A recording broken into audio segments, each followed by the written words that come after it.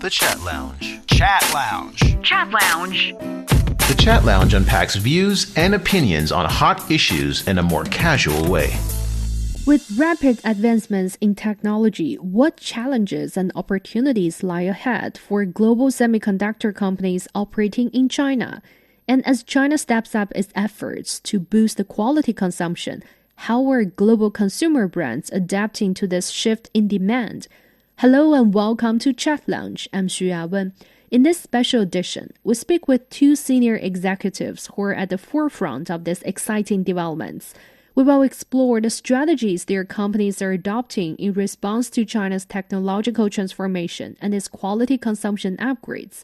First, we will hear from Marcus Kneifel, Senior Vice President of Systems Engineering at onsemi, one of the leading U.S. semiconductor companies specializing in intelligent power and sensing technologies.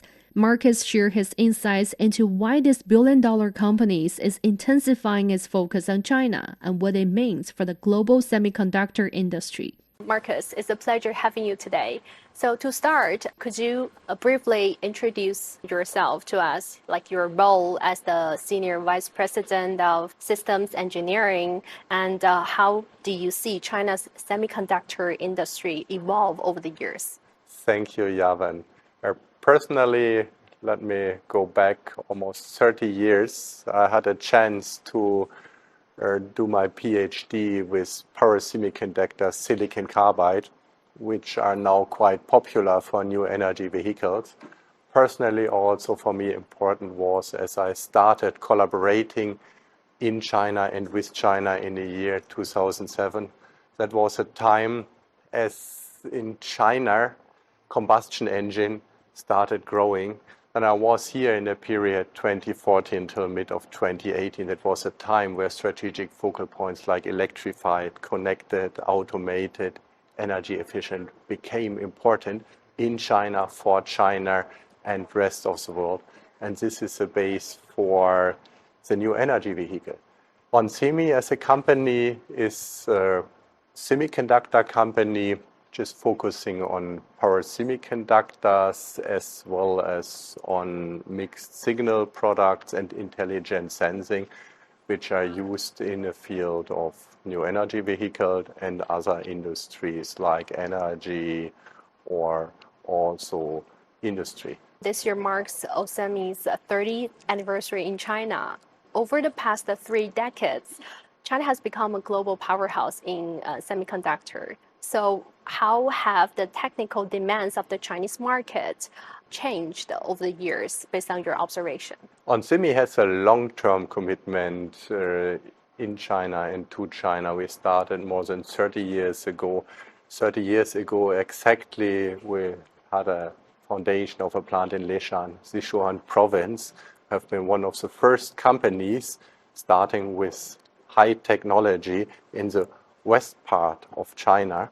Nowadays we have plants and operations beside Leshan in Shenzhen, Suzhou, in Beijing, as well as in Shanghai. And for us, the being on site, the close collaboration with our customers, especially in the time where new energy vehicles have grown, is something where we see that we can combine the strengths we have on the innovation side to co-innovative.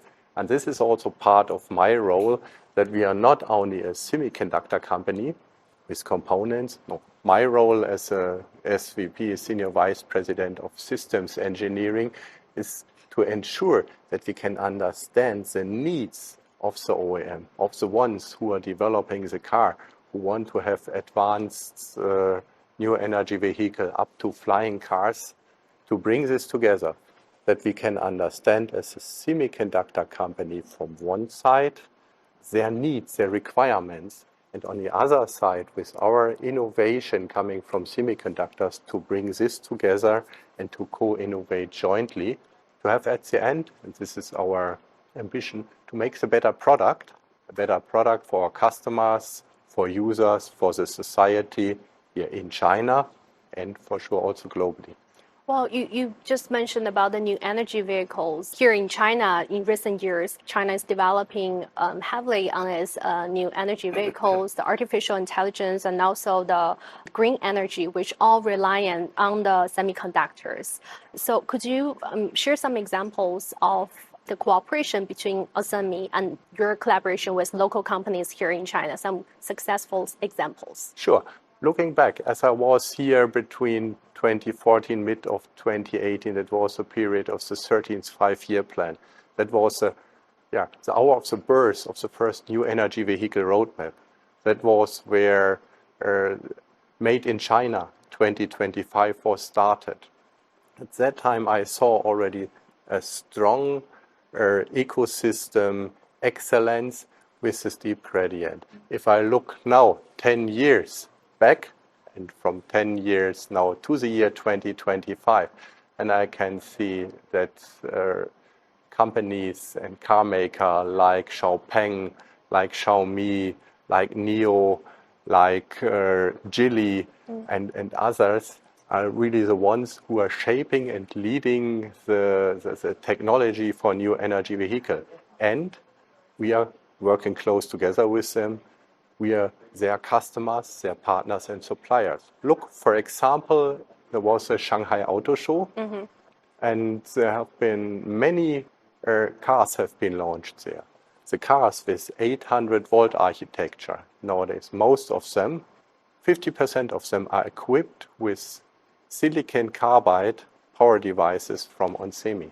So during those collaboration, were there any maybe challenges emerging, and how did onsemi tackle those issues?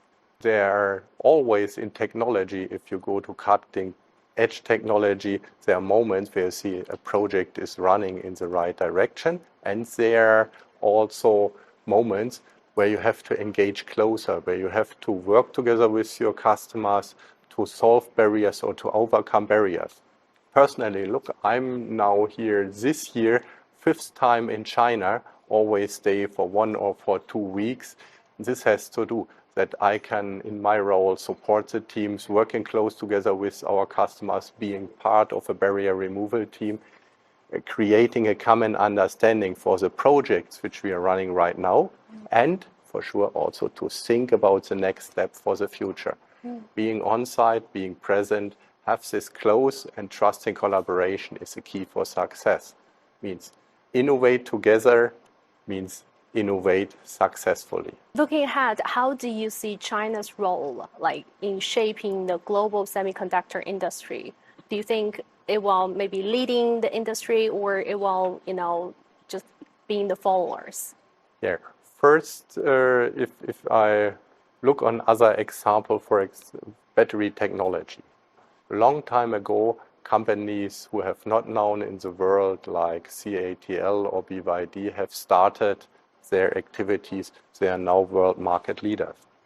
What I recognized as I was on site between 2014 and 18 here in China, stepping deep into the new energy vehicle roadmap, the first one, there have been quite precise targets for example, silicon carbide, MOSFETs, silicon IGBT technology.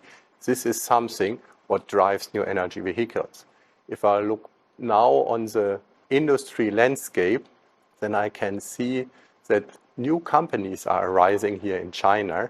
On the other side, all the established semiconductor companies globally also here. One of them are we in onsemi. What we like is competition. Competition in a fair manner, because this is always the one, if technology competes, is for users at the end the benefit. And we are quite successful with our innovations. If I look on our newest M4 silicon carbide technology, where we combine not only the power semiconductor, we combine it with a gate driver that we can optimize our system, will increase again the range of a new energy vehicle. This is innovation. It's always, it's a race and it's competition. And our ambition at onsemi is make the better product with innovation, and we will do it also in the future. So competition will kind of facilitate the innovation of the company. lastly, for foreign investors who eyeing on China, what's your suggesting to them, like the secret of achieving a successful business in the market? Also here, I am not the one who want to give others recommendation. I show on this what onsemi has done, is doing now, and will also do in the future.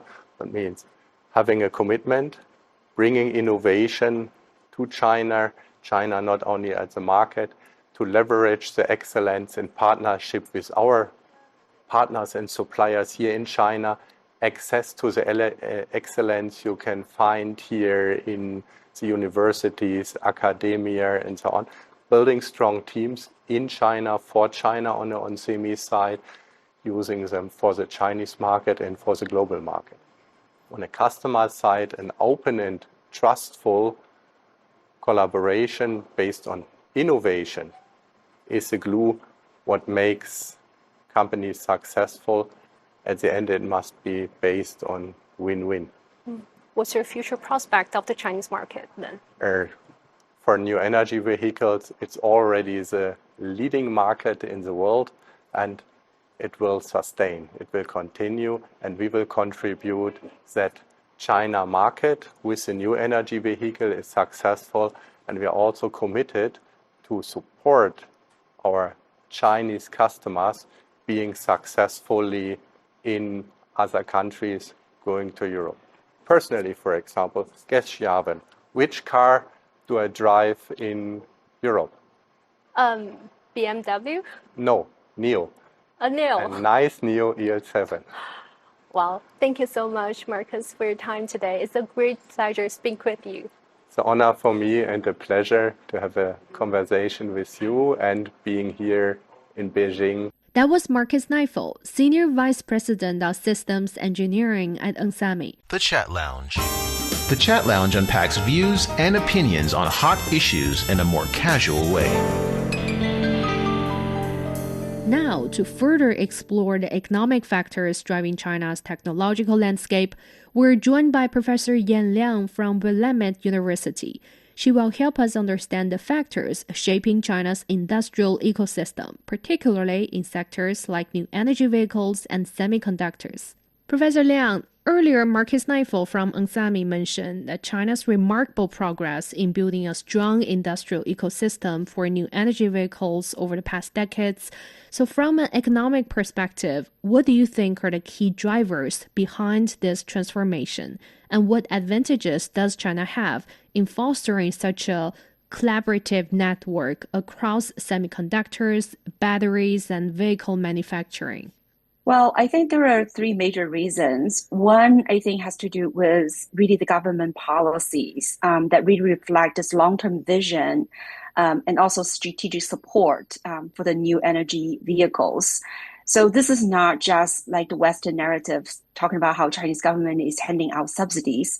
The matter of the factor is that I think the Chinese government really sees the potential of the NEVs to both help to achieve China's energy independence, help to clean up the environmental pollution, but also to achieve technological leapfrogging. So the government supports, stems from the upstream, right, to help to secure resources such as critical minerals, but also in terms of very smart industrial policies that introduce, competitions, but also provide a lot of R&D supports. And some of the local governments also help to pull together resources like talents, funding, and also, the supply chain, as you mentioned, the ecosystem.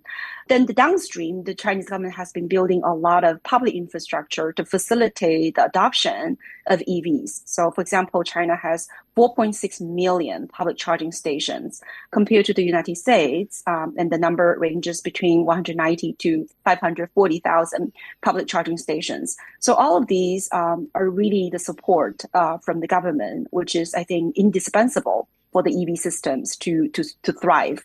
Then second, I think the importance is really the very vast industrial clusters. This is not only about geographic concentration, which I think is important, right? So you have Yangtze Delta area where many of the EV makers, batteries, and semiconductor companies are all together. So you can source nearly all the components within just hours. And so that really helped to cut costs and boost speed. But the clusters also reflected in the integration and synergy, right, between different sectors. So for example, when you have strong battery technology and capacity, that help to fuel the NEV manufacturing.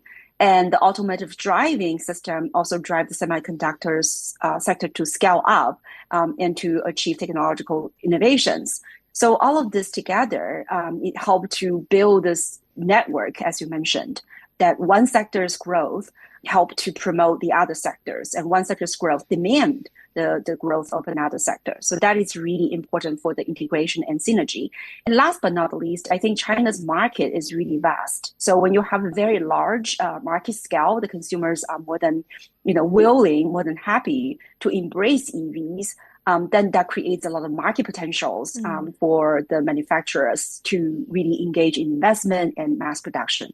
So I think all of these are really important ingredients for the success of China's NEV sector. Well, Professor, as China continues to make strides in new energy vehicle technology, especially in battery and power semiconductors, what areas of innovation do you see as being critical in the next phase? And will China focus more on refining existing technologies, or will there be breakthroughs in areas like solid-state batteries and autonomous driving chips?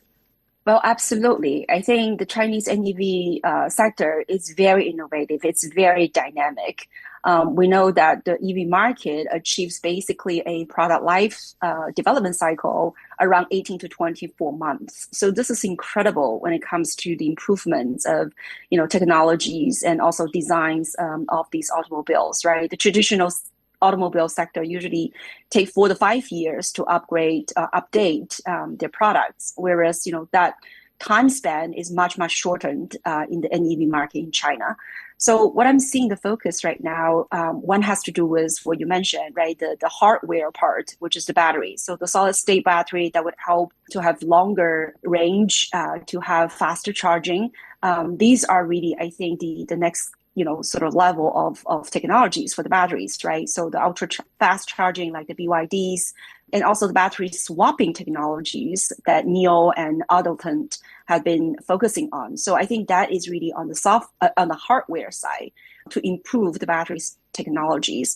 Then you have the software side, which has to do with the intelligent driving, right? So such as the ADAS, the Advanced Driver Assistance System, the AI and smart cockpit, and so on. So the software side is really trying to bring more intelligence, right, to these cars to allow for more auto driving system. And beyond that, I think we're also seeing some of the new mobility sort of vehicles are being developed, right? The flying taxis, or what we usually call the eVTOLs, the electronic vertical taking off and landing vehicles. So that is another kind of a new area for many of these NEV companies to focus on in terms of the technological breakthroughs, as well as, I would say, robotics integrations, like Xiaopeng's ION, to potentially integrate the robots with the automatic ecosystem of driving vehicles. So all of these, I think, are really promising and also really exciting areas that we're likely to see more new technological breakthroughs. In my interview with Marcus Kneifel from onsemi, he talked about the secrets of your company's operation in China, which includes long-term commitment, local innovation, and win-win cooperation. So do you think it's still a good time for foreign investors to enter the Chinese tech market, and considering the growing domestic competition and external uncertainties? Well, absolutely. I think there are 3 really major reasons for why foreign investors should partake in China's, fast-growing and very dynamic tech market. One is that I think there is a rapid growth potential because we know that China, it is a really large consumer market, and so there's a lot of industrial and consumer applications for this tech and for new products. And so the growing market potential is why I think the foreign investors should come to China and, in China for China to really take advantage of the vast and growing market. And second reason, I think, is really that has to do with portfolio diversification. You don't want to only invest in one market or only in the Western market. You need to diversify your investments, so then you'll be able to balance out, the product and market cycles. And last but not the least, I think there is really the opportunity to join force with Chinese firms, right, to participate in China's very robust innovation and manufacturing ecosystem. China is now really an innovative hub, right? China just made it to the top 10 of the Global Innovation Index. And this is the first time a middle income country achieves that status. And according to, some of the think tanks, such as the Australia's think tank, China has mastered the leadership in 57 out of the 64 critical technologies. So that just means that companies should come to China to team up and partner with the Chinese firms. So then they'll be able to participate in that innovative ecosystem and to learn, from the Chinese technologies and, partner with China to develop technologies. So I think for all those three different reasons, I think that, foreign investors should definitely consider China, especially when China is really now open arm and embrace more foreign competitions and foreign cooperation.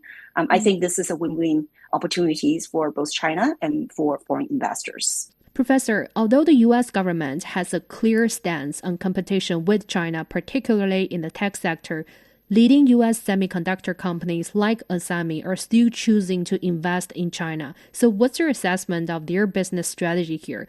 Yeah, I think that's a great question. I think onsemi is a salient example that foreign investors wanted to, partner with China's companies and also wanted to really participate in the Chinese vast market, right? So as China's AI boom and also many of these new technologies, including, green energies, green tech, green products, there is rising demand for semiconductors. And we know that China's own semiconductor industry is growing very rapidly.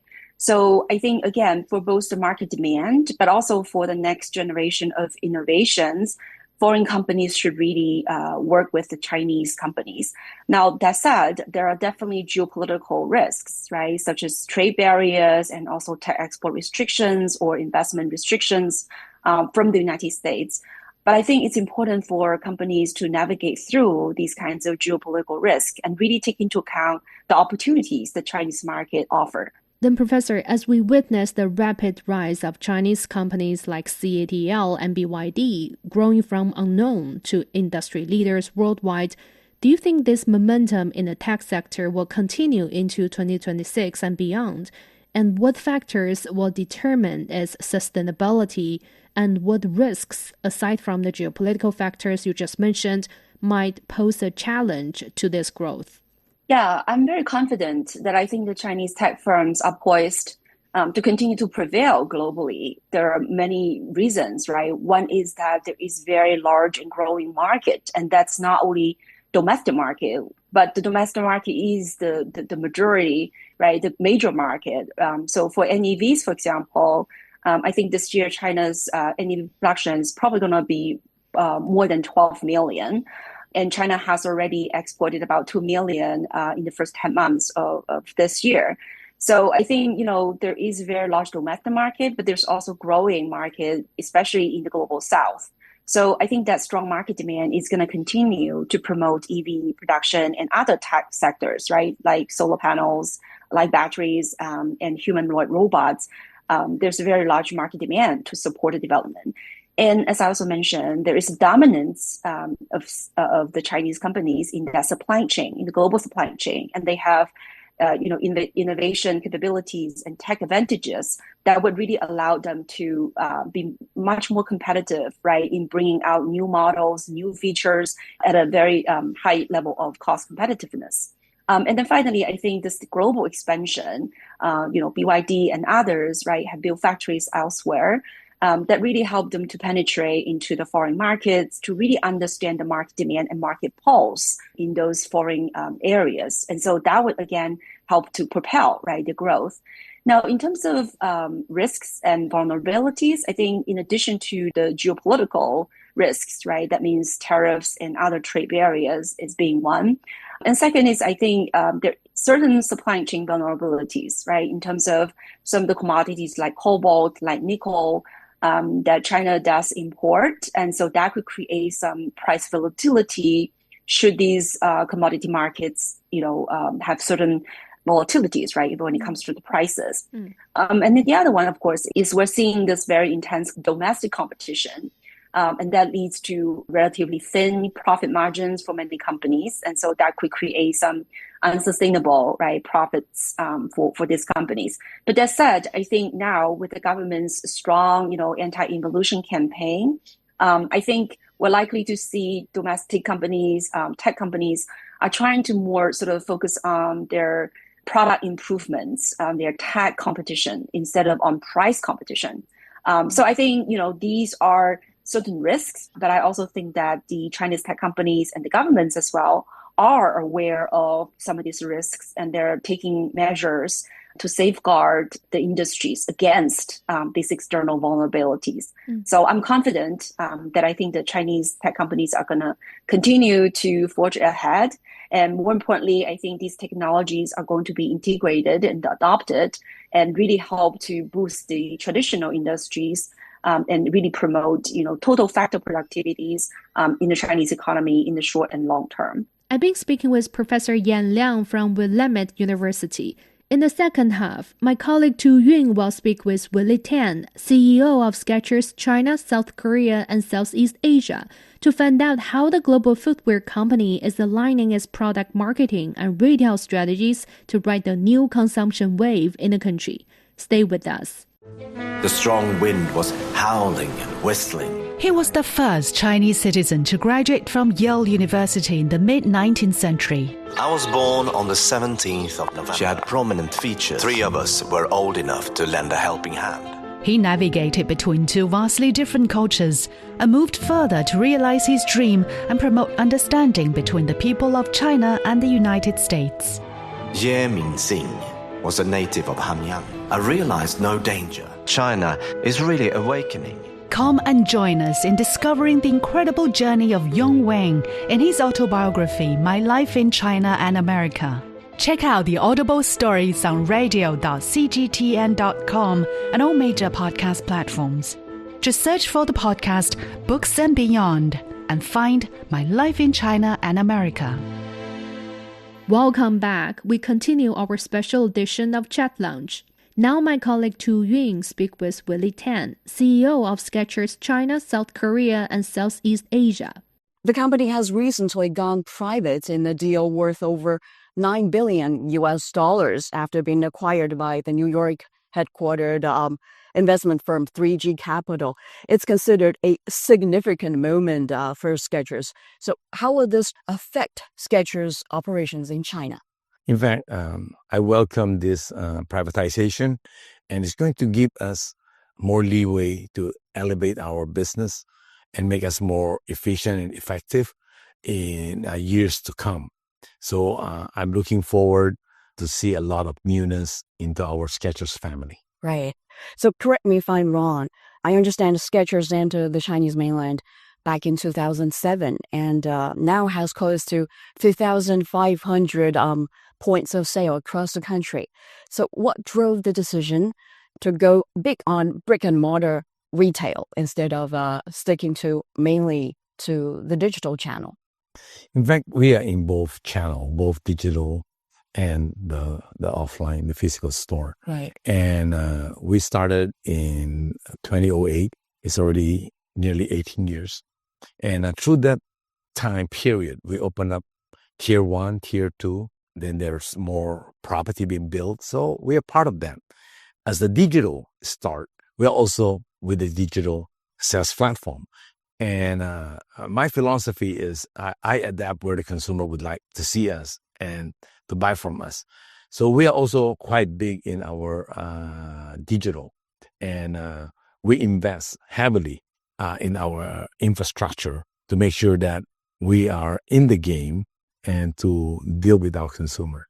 Just how's the composition? It's like half and half, or which part is? We are 30-some to 40% on e-commerce. Right. And then on the offline, it's about 60 to 65.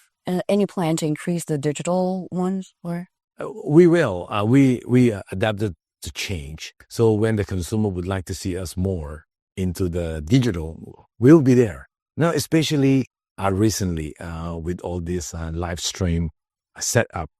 And so this thing is increasing the digital business because the consumer enjoy that. Right. So we'll be there. We will see. We will react to the market. And but one thing with our offline, we would like to put up a beautiful store. We would like to expose our product because consumers are touching them. So those are how we're going to deal with our consumer. And then of course, the digital.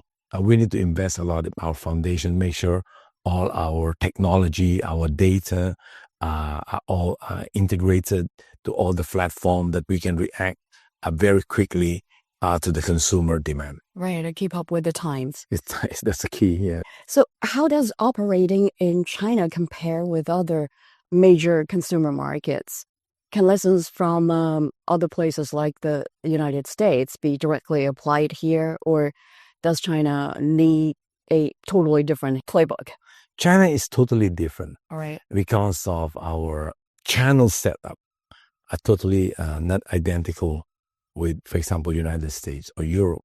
In So what way? in the United States, we have a major department store leading the retail. In China, we are mostly on the mall, on the street. And so the channel are not different, are more different. And in the West, the business are mostly wholesale driven. And then in China, we are more retail driven. And then in China, when it comes to digital platform, we have Alibaba, we have JD, we have Douyin, we have BIP.com, and they develop a different kind of sales channel format. In the United States, we don't have this. Sometimes in the United States, you just go with Amazon.com or your own brand website. And then all this... TikTok? TikTok started to be there, but it's operating quite differently. Okay. So in China, our digital platform are very aggressive in getting the consumer to those platforms. They compete among themselves. So for us, we also need to develop different kind of product to deal with different platform.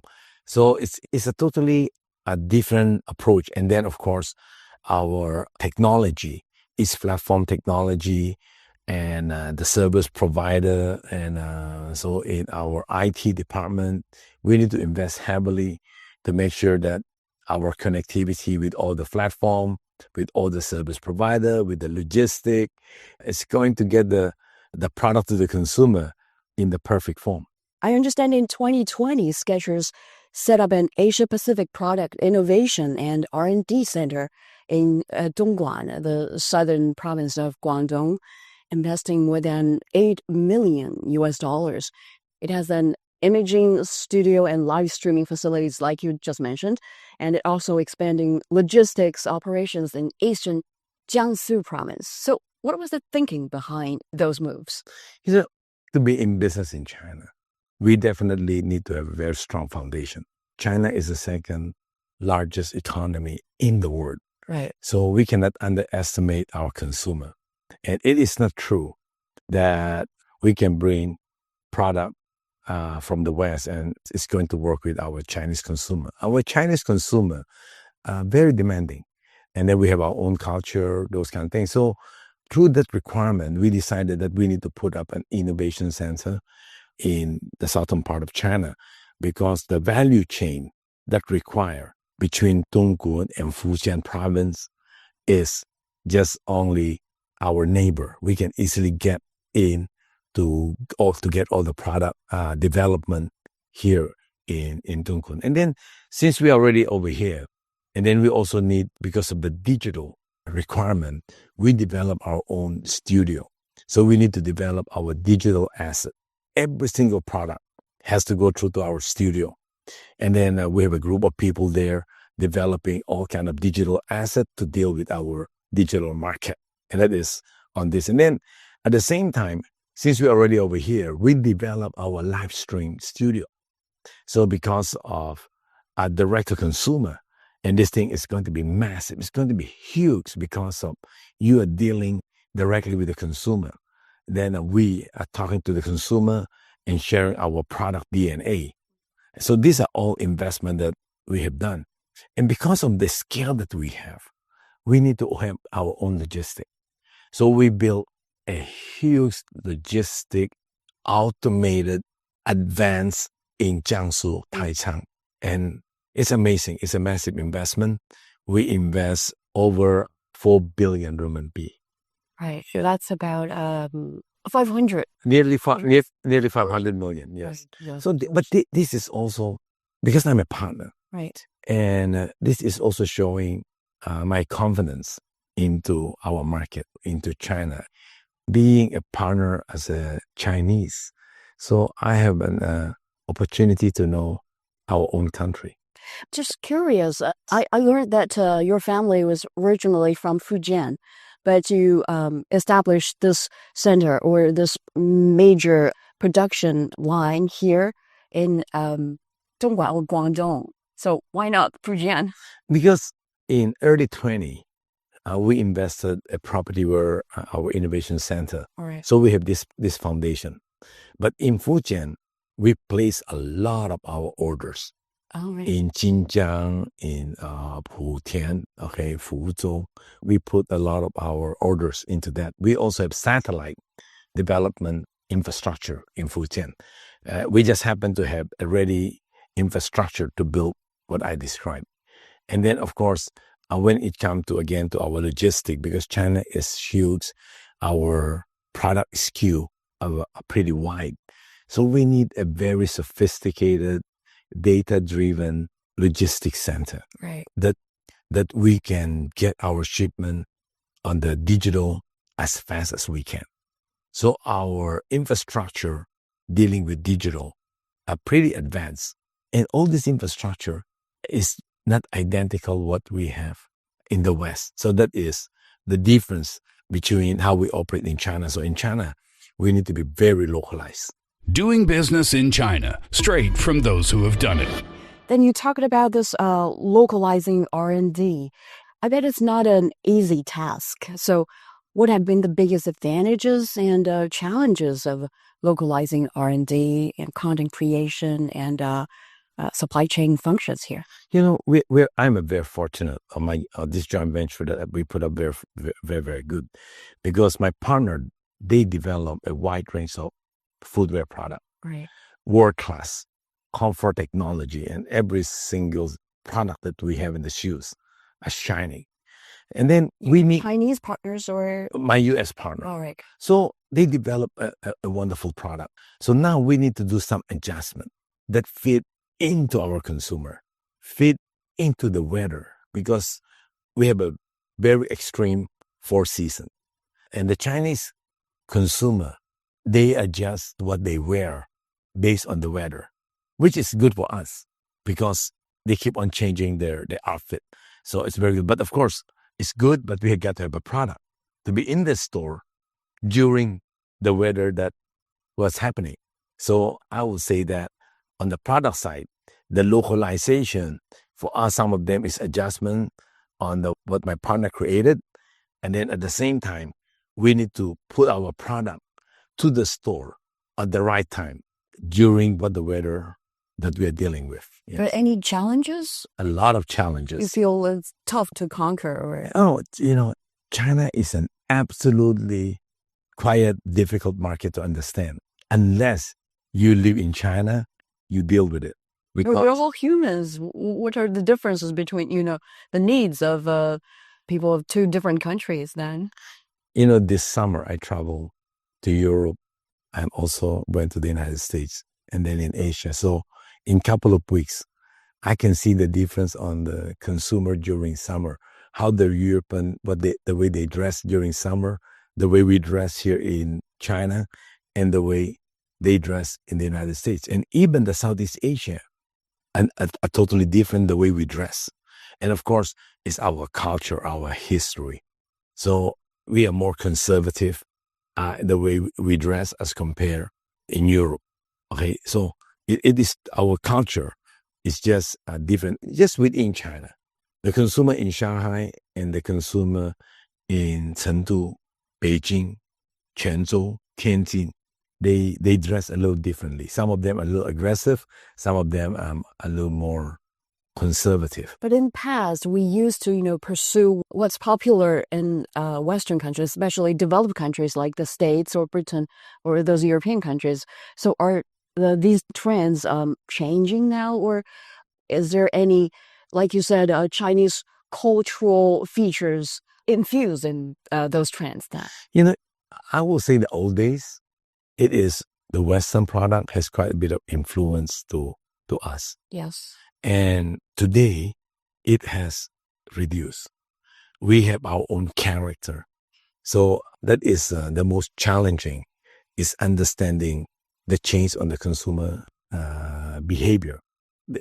Our Chinese consumer used to believe in a lot of Western product. Yeah. And today I'll say, no, not much. In other words, they love it, but at the same time, they also not ashamed to say that I would like to have a local product. So within Skechers, I'll use the word Skechers in China is half Chinese because I'm their partner. So I adapt to the local consumer, that the trend that they like. We have our character. We have in China our very strong character. We used to be a follower. Now we are not really all follower. We have our own thinking. We have our own light. We have our own way to dress ourselves. So that is the most challenging that I'm facing in China, because the consumer also changed very quickly. Very, very quickly, yes. Yeah, that makes a lot of sense to establish a R&D center here in this country. And are you saying that there will be one day that maybe Chinese fashion will lead the trend? It is happening. It is happening. Look at Pop Mart. They're all over the world, right? And then the old days, that we thought that only global brand will come to China. Now we see the China brand are heading to the West, yes. Then those are the good side of this, I should say, task or mission. Yeah. But given the ongoing U.S.-China trade tensions, are there any new risks associated with expanding your logistics footprint in China? I will use the word the geopolitical situation. Right.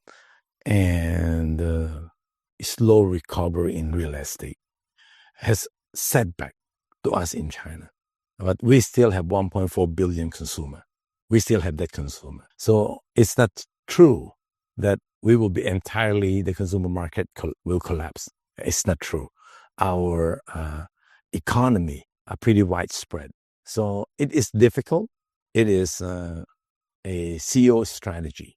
It's how to deal with the complex, challenging market. But it is true. It's difficult because of unpredictable. But does that mean that there's no way to do the business? It's all up to how we manage our product, how we communicate with the consumer. And that's how I look into China. And for me, I believe that it's an opportunity. Because during the challenging period of time, it's testing how good your strategy will be and how you're going to attack the market. Yeah. That's how I read it, yes. Then would you say over the past nearly 20 years here in this market, now is the most challenging time for Skechers? Absolutely. In what way? It's uncertainty. Oh, still uncertain. It's still uncertainty, yes. It's not brought about by this geopolitical tensions. Yes, it's just not only us. It's the globe is also have quite of uncertainty. So the uncertainty does not only apply to China, it's applying quite a bit to many nations. And was there ever a moment, when the company seriously considered moving its production lines completely out of China to avoid potential risks? No, because for us in China, for me, my philosophy is simple. In China, for China. The Chat Lounge. The Chat Lounge unpacks views and opinions on hot issues in a more casual way. All right, let's turn to this new consumption wave here in this country, which I think might help Skechers lift its or improve its performance here, probably to some extent. China is now focusing heavily on boosting domestic demand. And how is Skechers aligning its product, marketing, and retail strategies to ride this new consumption wave then? For us, we always believe there's an up and down with the consumer. All right. And the confidence. So we're very focused. We are very focused on our product. We are very focused to put more technology into our comfort product. So we have a Goodyear anti-slip. We have our Arch Fit. We also have our Slip In, and that we have a beautiful running shoe. So what we're trying to do, the first one, we're going to be focused into our product. Make sure that our product are readily available when there's a new wave of wave that's coming in that is going to lift the consumer confidence. And then nonstop, we are communicating through our marketing with the consumer as we see that fit. So we are getting ourselves much closer to the market in a lot of aspects. So whatever move, we want to make sure that we are ready to communicate. Somehow we are seeing things that's happened. It's giving us a very short period of time to react. So we also have infrastructure to deal with how the market reacting.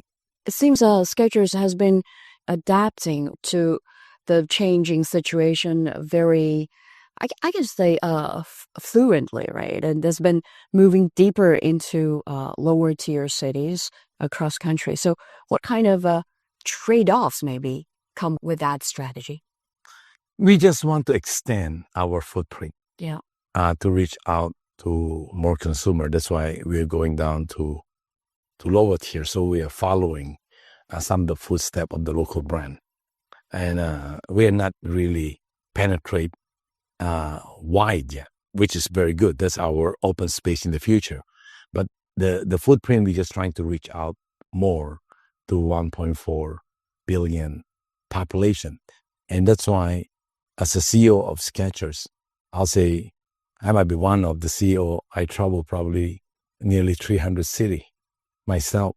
And so that I have a chance to see what I'm dealing with. I just want to let you know, China is just so beautiful. Those lower tier city, clean.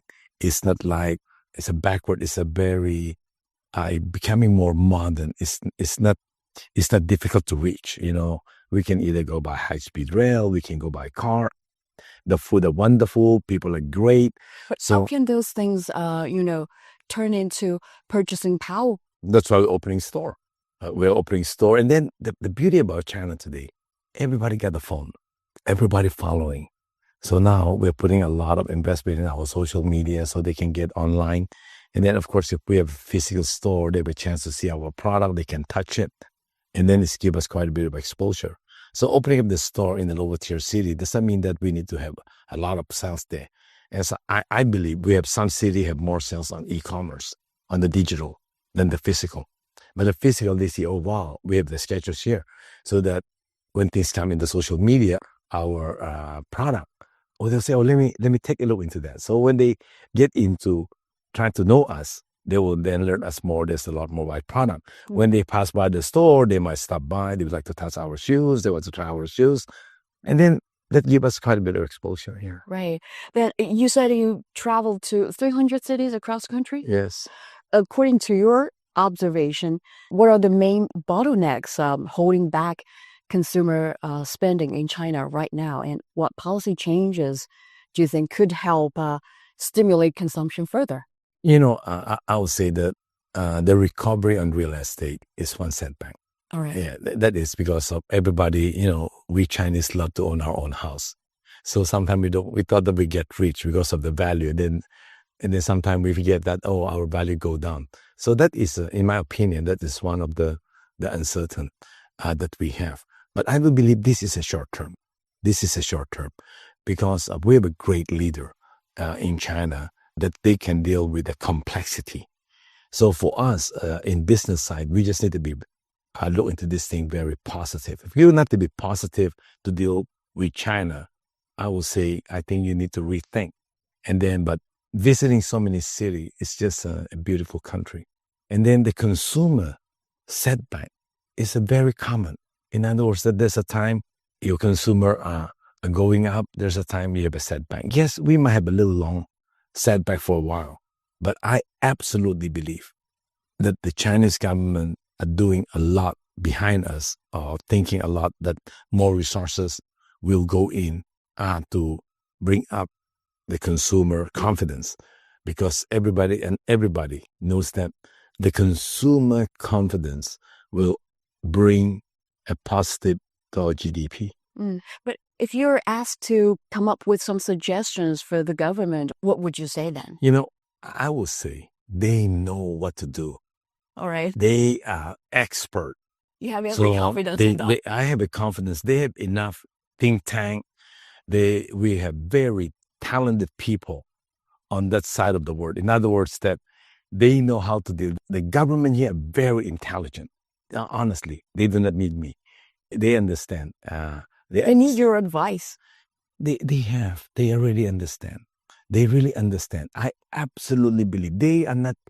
China today will not build a beautiful Shenzhen, a beautiful Shanghai, because they know we are underestimating sometimes their capability. I have a high confidence about our leader. So, any advice I give, they know. That's what I'm going to say. How might Skechers respond if the market continues, or hits a longer plateau? We will stay put, and then we have a rolling buy. So we will reduce our buy. We adjust to the market. And based on what I'm seeing, I don't think we can go worse than what we have, number one. And that's what I believe. So the most important is whether our supply chain can react when the market go up. Otherwise, we can stay put, and wait and see, okay, and adjust. But one thing, when we have beautiful product, your business will continue to climb up a little bit. You might have less consumer to buy, but you still have consumer buying. Okay. So it's a game of whether the consumer would love to buy from you or not. For example, I'm seeing a beautiful Hong Kong. Hong Kong economy has been down. My business has not slowed down. So it's really a game of product. Yes. The same thing, I've noticed there's a downtrend in Singapore. Our business still hang on. The same thing in Korea. So it's a game of the product. I'm a pretty positive. But of course, that's why I say, as what you say, I agree. We slow down. Yes. Stay put, right? And then let's look how the consumer are reacting. And then we just need to be ready when we are ready to go. But some of our beautiful product is also surprising me. The sales that we are having. It's a game of product. You mentioned your performances in those Southeast Asian markets actually is improving, right? But on the Chinese mainland, where you have every confidence in, the situation, like you said, is not so good or remains flat. Because it's a big country. Was it? It's a very big country. Is it mainly because of the fierce competition? Yes, of course, absolutely. Right. Yes, absolutely.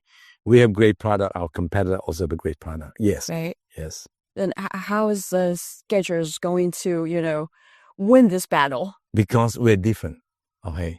They have a running shoes, the way they deal with it, and I have my own different way of communicating it. So Skechers, one thing beautiful about Skechers, we are Skechers. Okay. We are not whatever brand, but our Skechers, we have a wide range of product. We have a product for the entire family, and we sold hundreds of million pairs already. So we have hundreds of million people has tested our shoes. So we've been in business for 18 years. So, and those consumers love us. Those consumers know us. Those consumers try our product. So the most important, we need to maintain and to be better, because they will buy shoes, and make sure when they make their move, they will think of us often. That's why we have the word comfort, technology. So we give you a very comfort shoes. We attach technology behind that product at a reasonable price that you can afford. And we hope that kind of strategy is something that we maintain our consumer today, and we are building more consumer for the future. That was Willie Tan, CEO of Skechers China, South Korea, and Southeast Asia, speaking with my colleague Xu Yawen. With that, we come to the end of this special edition of Chat Lounge. Thank you so much for listening. Have a great weekend. Ever wondered what's actually going on in Africa through the perspective of an African? How are things really going between China and Africa? What's the narrative of this relationship? Well, get a perspective with China-Africa Talk. Hear from African diplomats, entrepreneurs, academics, Chinese natives, and more. Get on our wavelength every week to find out what's real with China-Africa Talk. Find us on your favorite podcast. We'll see you there.